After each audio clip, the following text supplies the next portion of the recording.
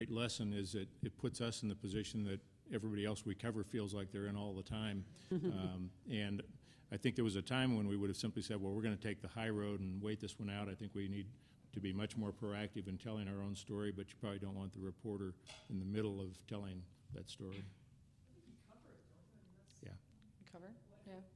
we cover, I mean, just cover it. I mean, if we talk to Spirit. Identify yourself, I'm sorry. Oh, Suzanne Craig. Okay. Okay. A few more comments and then we'll move on.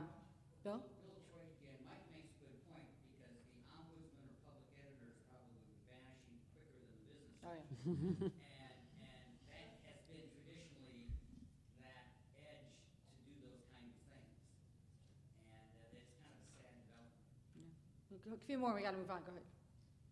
And then John maybe Wilson last one. from the Orange County Register.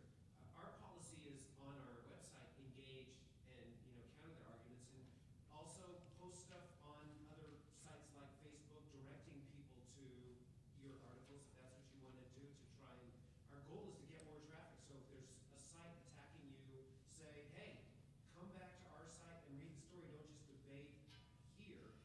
Stand up for yourself and direct it back to your original story and try and take control of this situation. I think is what we would do at our paper. All right. Anything else on this one? Mimi? And then back in the back. We had a rather similar situation.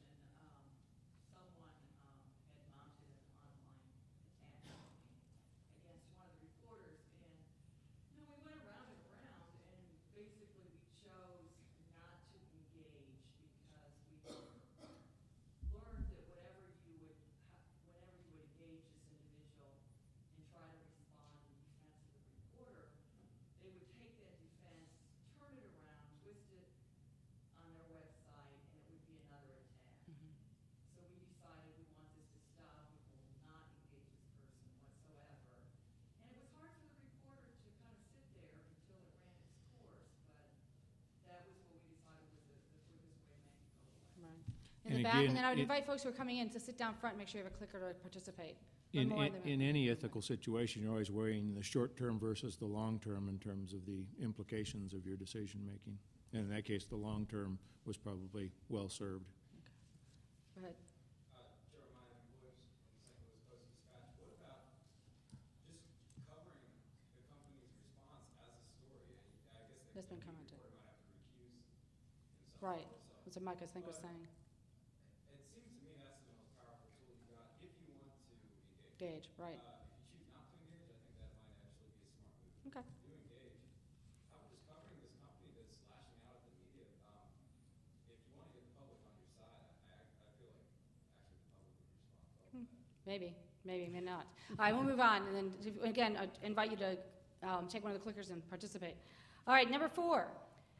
We've got quite a few questions to get through, which is why we do need to move on. Some of them are unusual circumstances. Your media company is about to announce layoffs, and you know you are vulnerable.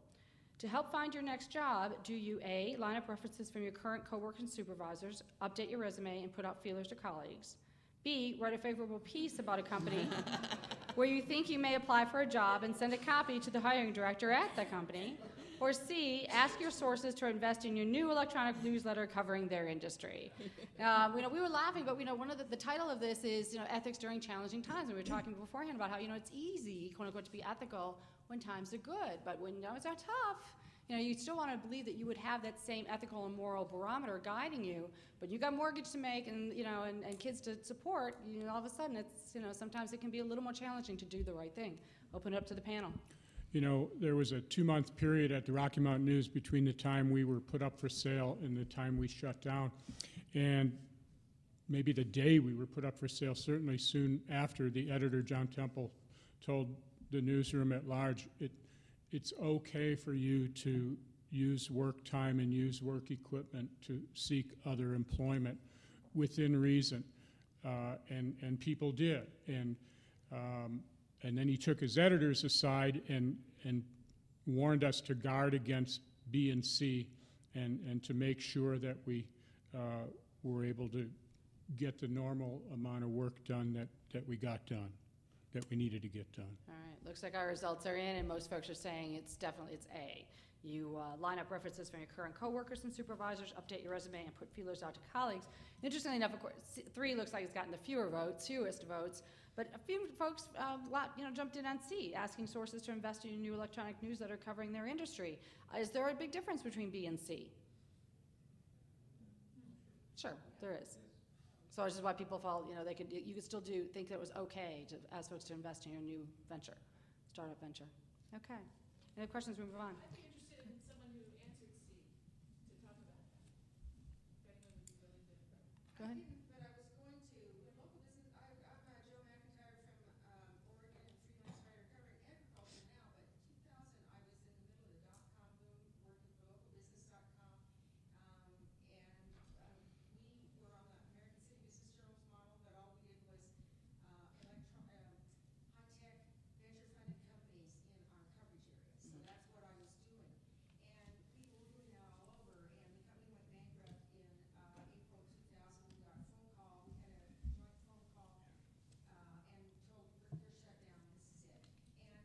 And one of the correspondents or coverage guys from St. Louis, I'll never forget, he had been warning them all along that they should have a different business model, and they didn't. I mean, they were totally Right. news-focused and Right. not-focused.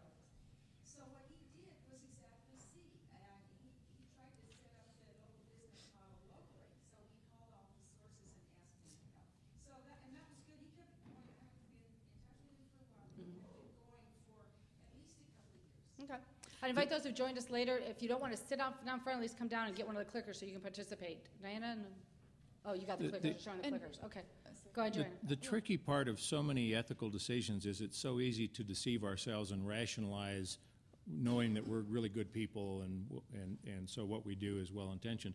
So the key in a case like this, I think, is if you start to talk to your sources about things other than asking them questions and doing reporting, bring somebody else into your thought process. Make sure your editor knows that as a check against a slippery slope that could take you someplace you don't want to go.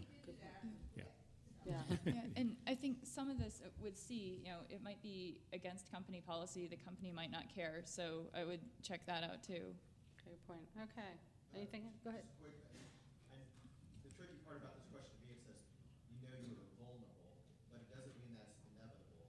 And if you're going to get laid off, I mean, to me, vulnerable, yeah, there's a chance you're going to get laid off, but there's a chance you're not going to as well. And if you're talking to these people about these things while you're still employed, and especially if you stay in that job, and